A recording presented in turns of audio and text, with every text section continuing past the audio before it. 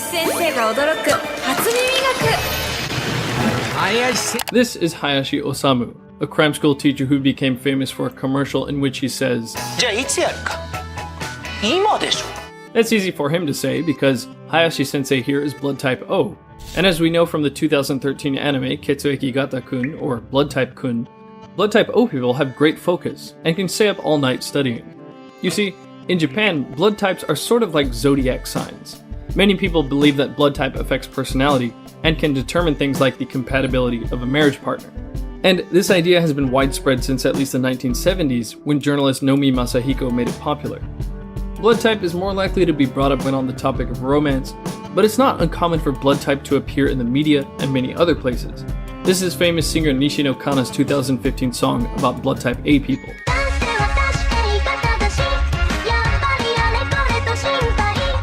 One Japanese television show aired an experiment to see how kids would react when a substitute teacher dropped a vase that the kids were told was very important. They saw that blood type A kids right away told on the substitute teacher, type B kept the secret, type O also told on the sub, and type AB promised to keep it a secret, but then ratted the sub out anyway. In 1990, the Asahi newspaper reported that Mitsubishi Electronics created a small team composed entirely of blood type AB people, thanks to their excellent creativity and planning skills. In 2011, ex-minister Ryu Matsumoto famously conducted himself in an unprofessional way that led to his resignation. He blamed the rude behavior and abrasive remarks he made towards two governors on the fact that he was blood type B. That same year, an issue of Asahi newspaper talked about how some new graduates were worried that they were being discriminated against during hiring processes for being blood type B. It's not particularly common, but people can sometimes be asked what their blood type is during a job interview. And on some companies' job application sheet, there's even a field to fill in your blood type. One Twitter user wrote in 2015 that one of his work superiors said that blood type O people are usually irresponsible, so I don't want to hire them. Now, let me be clear that I'm not trying to present this as a big societal problem. The point of these examples is simply to illustrate how widespread the concept is in Japan. According to data from 2016, somewhere around 40% of Japanese people believe that blood type contributes to your personality. But what was most surprising to me was that, according to a 2017 survey from an online community exclusive to doctors called MedPeer, 38% of doctors thought that blood type affects personality. Let's first take a quick look at the history of this. In 1901, Austrian physician Karl Landsteiner discovered blood types, and we now can type blood based on the antigens on the blood cell. Simply put, you are A, B, AB, or O, depending on if you have A antigens, B antigens, both antigens, or neither of the antigens. By the way, ABO is just one of many blood grouping systems, but it's what we'll focus on for this video. In 1910, German scientists Ludwig Hirschfeld and Emil von Dungern demonstrated that blood type is an inherited trait, which was recognized as a huge milestone for human genetics. Around this time, it was found that Japan had twice as many blood type B people as did Europeans. Emil von Dungern made the baseless and unclassy comment that blood type B people, and therefore Asians with their higher percentage of blood type B people, are inferior. Other researchers, including Ludwig Hirschfeld, had also made negative comments about blood type B people. This inflammatory commentary is what caused Professor Furukawa Takeji to begin investigating how blood type affects personality. He wanted to prove that there's nothing wrong with the character of blood type B people. He started his work by analyzing 11 of his relatives. He found that blood type A people were shokyokuteki, which translates to inactive or passive. The blood type B and O people were sekkyokuteki, which means positive or assertive. This encouraged Furukawa to go on and look at colleagues and students as well, investigating 319 more people. His results were presented in a 1926 paper titled Research on Temperament Due to Blood Type. He came up with these traits for each blood type.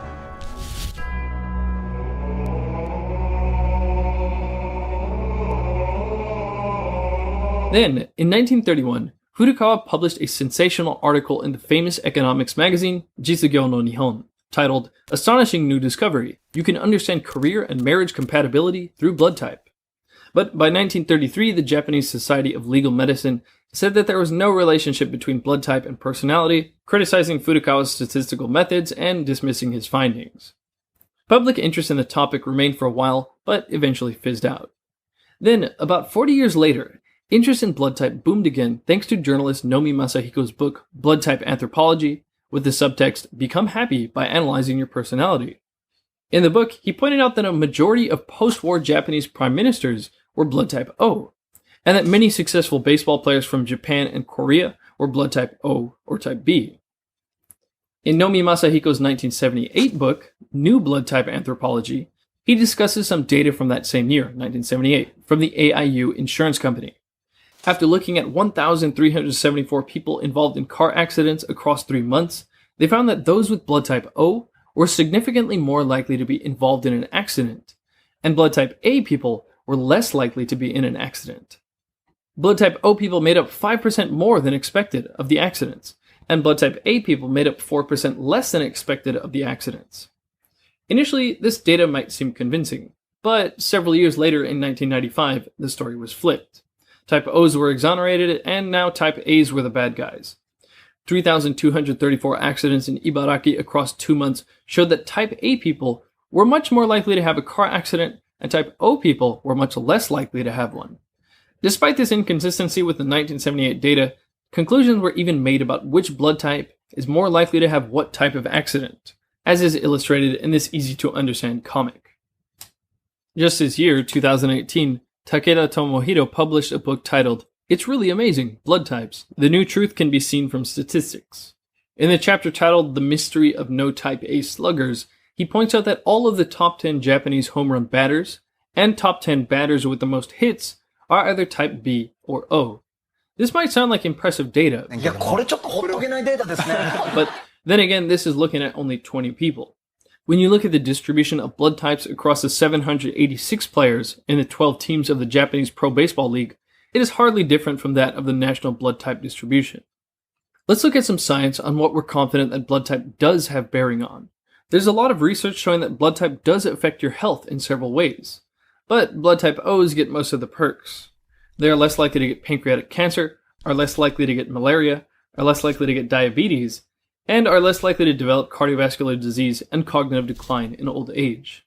Type O's can thank their levels of von Willebrand factor, a blood clotting agent, for their protection against heart disease and cognitive decline. But this also means that they are more likely to die from severe trauma. You may have heard of the book Eat Right for Your Type. Now, did you ever think that your blood type had anything to do with your diet? Well, this doctor says it does. Author Peter D'Adamo claims that your ticket to good health is eating in a way that is suitable for your blood type. He provides several lines of reasoning to back up his claims, which I may discuss in another video, but this blood type diet of his seems to be like the diet version of the Barnum effect. The Barnum effect is where someone will be given a fortune or description of their personality based on their star sign or blood type, and the person will say it sounds very accurate, it sounds just like them. I can't believe he's analysed me so accurately. It does feel actually so personal, it's actually quite hard for me to share. It's kind of astounding. I've always believed in something like it, but it also shocks me because I didn't think it would work so well. But in reality, the description was vague enough to where it could have applied to anyone. Yeah, in fact, you have all got exactly the same reading. A 2014 study found that the diets found in Eat Right for Your Type, the blood type A diet, AB diet, and O diet, provided benefits like lowered BMI, waist circumference, blood pressure, triglycerides, and insulin. But it didn't matter who followed which diet. You could be blood type O and still get the benefits from a blood type A diet. However, D'Adamo claims that studies have shown that type O has a stress response that centers on fight or flight.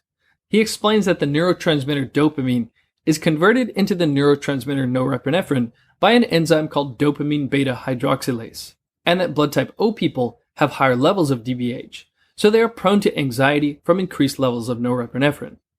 Higher levels of norepinephrine also apparently cause a tendency towards anger and aggression. This is why he recommends type O people to do vigorous exercise and eat a lot of protein because that will block the enzyme DBH.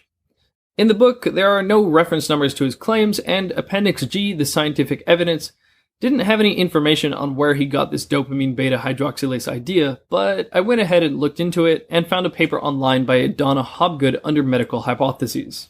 She explains that the gene for the enzyme we just discussed, dopamine beta hydroxylase, is on chromosome 9q34, and is in tight linkage disequilibrium with the ABO blood typing gene. This might have been what one of the Japanese doctors in the earlier mentioned MedPeer survey was referring to when he said that the reason he believes blood type is related to personality is that he had heard that the gene for blood type and personality factors are close to each other on DNA. Hobgood says in her paper that low activity DBH would relate to impulsive behaviors, while high activity DBH would relate to persistent behaviors. Then, in 2015, inspired by the hypothesis presented by Hobgood, Japanese researchers investigated ABO blood type and personality traits in healthy Japanese subjects. The results of the study showed statistically significant differences in persistence scores, showing that subjects with the blood type A allele were more persistent. Though the authors were careful to say that this should be considered preliminary results and that this data are inconsistent with several other previous studies. In contrast, a 2014 paper looking at 10,000 people from both Japan and the US found that blood type explained less than 0.3% of the total variance in personality. The paper is titled No Relationship Between Blood Type and Personality, Evidence from Large-Scale Surveys in Japan and the US. So, we're hardly at a point where we can make any worthwhile conclusions about a person's character based just on their blood type. Now, with all this said, couldn't there be something to this blood type personality thing? After all, the reason some people get invested in this idea is because they really identify with the description for their blood type. But that sounds a lot like the Barnum effect. And another small factor in this could be that it's an example of a self-fulfilling prophecy. If someone is told from a young age that they must be the unique and artistic type because they're blood type AB, then they might start to view themselves as unique and artistic. Or, if you have a giant B stuck to your shirt, you might act a little more like a type B person. Then again, maybe the type A blood in me is making me overly skeptical. While it's hard to actually make use of this information about blood type, hopefully this was a decent exercise in critical thinking. If you want to further develop your critical thinking, then I really recommend checking out Brilliant. It's a problem-solving website that teaches you to be more analytical. They take complex concepts, break them down into bite-sized nuggets, and guide you to think and apply your knowledge so you can build a framework of understanding. For example, in their Science Essentials course, they explain the story of how Barry Marshall proved that peptic ulcers are not the result of stress and spicy foods, but the bacteria H. pylori. This, by the way, is unfortunate for blood type O people, as they seem to have a higher chance of getting infected. In the course, they use this example to not only explain the concept of empirical skepticism, but also encourage you to think for yourself about why Barry Marshall confidently arrived at his conclusion. So confident that he actually drank H. pylori to get an ulcer and prove his point. It's good to keep your critical thinking sharp, so you can keep yourself safe from flimsy logic like what we saw in the development of the blood type/personality theory. So make sure and check out brilliant.org/WIL and sign up for free. The first 200 people to go to that link will get 20% off the annual premium subscription.